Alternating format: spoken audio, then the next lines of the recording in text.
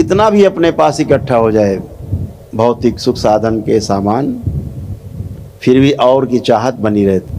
उसमें 5% भी हमारे उपयोग में, उपभोग में आने वाला नहीं है जीवन काल में। 95% अधिक बना हुआ है हमारे पास, उसके बाद भी और की चाहत बनी रहती है, और आ जाए और आ जाए और आ जाए, और वो कूड़ा करकट और वो सामान इकट्ठा करने में हम संलग्न रहे। ये हर व्यक्ति जानता है। महापुरुषों ने भी कह दिया कि पूत सपूत तो का धन संचय, और पूत कपूत तो का धन संचय। अगर संतान सुपात्र है, सद्गुणों से भरी हुई है, तो उसके लिए धन संचय, सुविधाओं का संचय कोई मायने नहीं रखता। वो अपने लिए अपने अनुसार कर ही लेगा। और यदि संतान अवगुणों से भरी हुई है तो आपका संचय किया हुआ सामान सब लुटा देगा, उड़ा देगा, मस्ती में खर्च कर देगा, आपके भावनाओं के विरुद्ध जा करके सब नष्ट कर देगा। तो दोनों ही स्थितियों में संचय करने का क्या अर्थ है?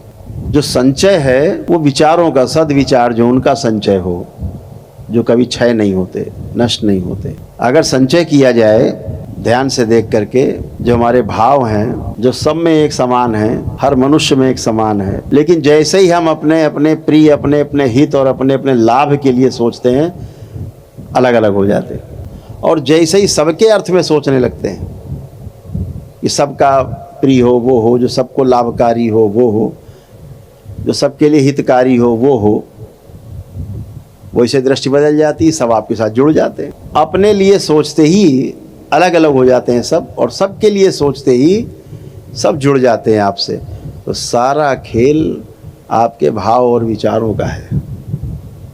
जितने भाव विचार आप में उमड़ घुमड़ रहे हैं बादलों की तरह, संयमित हैं अगर ये भाव विचार, व्यवस्था के अर्थ में है, धर्म के अनुकूल है, तो वहाँ सुख दिखाई देता है।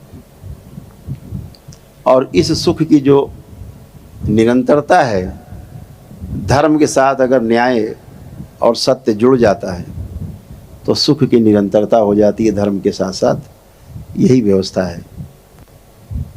तो न्याय, धर्म और सत्य के साथ जुड़ करके चलने से अपनी मुक्ति के साथ साथ दूसरों की मुक्ति का द्वार भी खुलता है। और केवल अपने लिए प्रिय हित और लाभ के आधार पर स्वयं के प्रिय, स्वयं के लाभ के लिए, स्वयं के हित के लिए कार्य करने से बार बार जन्म इस धरती पर लेना पड़ता है।